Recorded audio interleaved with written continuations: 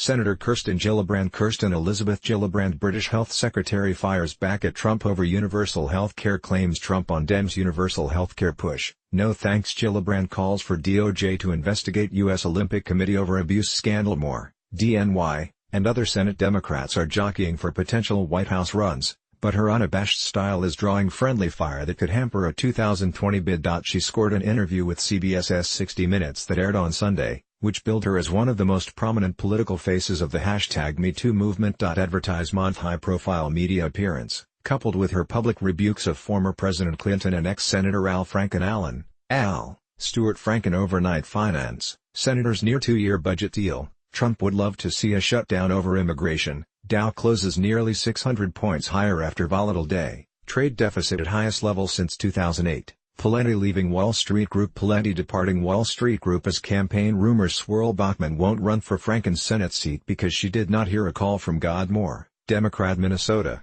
has stirred some ill will among Senate Democrats who sense a whiff of political opportunism. Her willingness to call out fellow Democrats has made her controversial within the Washington power establishment, which could be an asset on the campaign trail. Sunday's 60 Minutes piece described Gillibrand as a lightning rod for criticizing Clinton over his White House sex scandal and for leading the charge to push Franken out of Congress following multiple sexual harassment allegations. Some Democratic strategists predict Gillibrand's statement last fall that Clinton should have resigned over the Monica Lewinsky affair will come back to haunt her. The comment caused so much agitation in Democratic circles that Alida Black, the co-founder of the Clinton super PAC Ready for Hillary, who was married by Gillibrand, canceled a fundraiser for the senator. She was disappointed with Gillibrand and going back and talking about all this stuff with Bill Clinton. Bill Jefferson Clinton, longtime Clinton confidant, blames Comey for 2016 loss. Trump's national monument rollbacks take effect a year after Obama. Dems still looking for replacement. More after all this had been litigated. One person familiar with the situation told The Hill.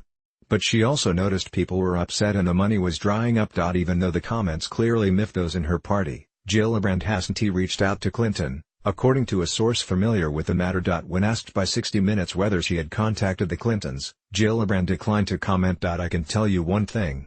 I can tell you that Hillary Clinton, Hillary Diane Rodham, Clinton Trump touts report. Warner attempted to talk to dossier author poll. Nearly half of Iowans wouldn't vote for Trump in 2020. Rubio on Warner contact with Russian lobbyist. It has had zero impact on our work. Moore is still my greatest role model in politics, she demurred. Gillibrand's allies argue that she has a long history of speaking out against sexual assault. They point out she took on a senior chairman from her own party, former Senate Armed Services Committee Chairman Carl Milton Levin. The Hill's 1230 report. Congress needs bipartisanship to fully investigate Russian influence. Congress, the sleeping watchdog. Moore, Democrat Michigan, and former President Obama over the thorny issue of prosecuting sexual assaults in the military. Gillibrand wanted to remove prosecution decisions from the military chain of command, while Levin argued those decisions should be kept in the chain of command but reviewed by outside officers.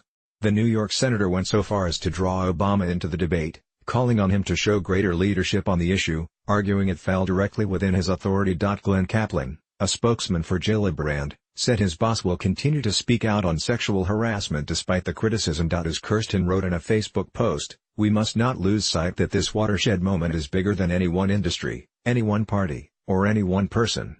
We have to rise to the occasion, and not shrink away from it, even when it is hard, especially when it is hard. That is what this larger moment is about, said Kaplan. Still, Gillibrand is taking heat from Democratic donors. Susie Tompkins Buell, a major donor, told the New York Times last month that Gillibrand had miscalculated and shot herself in the foot in ripping Franken. Buell said she would have to think before providing future financial support for Gillibrand. I have supported her for many years. Will I going forward? To be determined, she said. One top Democratic donor said that while some Democrats may have been supportive of Gillibrand's recent involvement in the Me Too movement, some donors, particularly those who supported Hillary Clinton, were put off. She stepped in it. And not once but a couple of times.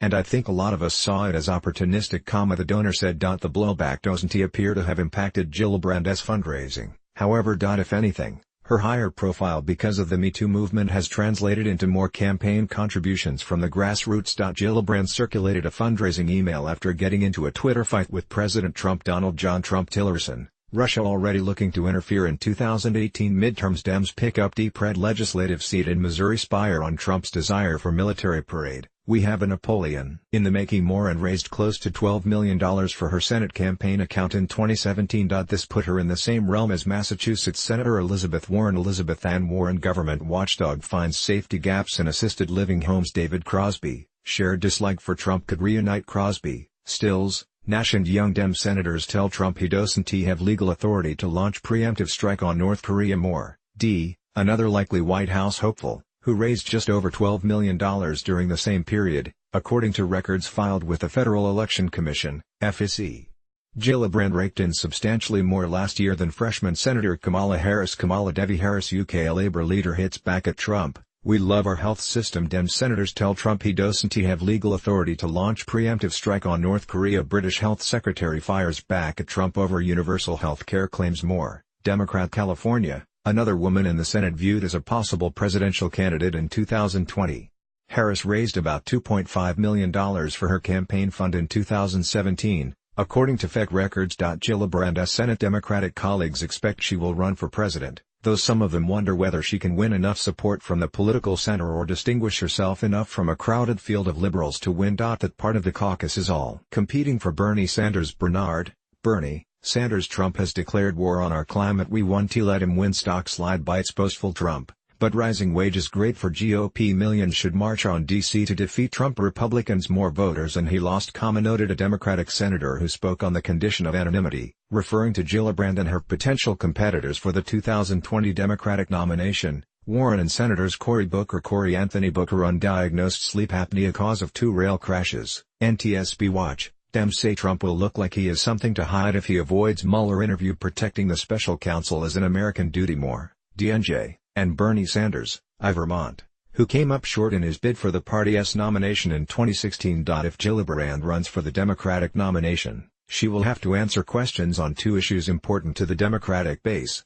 gun control and immigration. When Gillibrand represented a rural Republican-leaning district in the House, she had an A rating from the National Rifle Association and was a critic of sanctuary cities and amnesty. The latter a term conservatives apply to plans granting citizenship and legal residence to immigrants living the country illegally. She now says she was wrong on guns and has learned more about immigrant communities since expanding her representation to all of New York. Gillibrand, 51, said she changed her views on guns after visiting families in New York City who lost relatives to street violence. She said gun issues are now about money and the greed of the gun industry and not about hunters' rights. I came from a district that was 98% white. We have immigrants but not a lot of immigrants.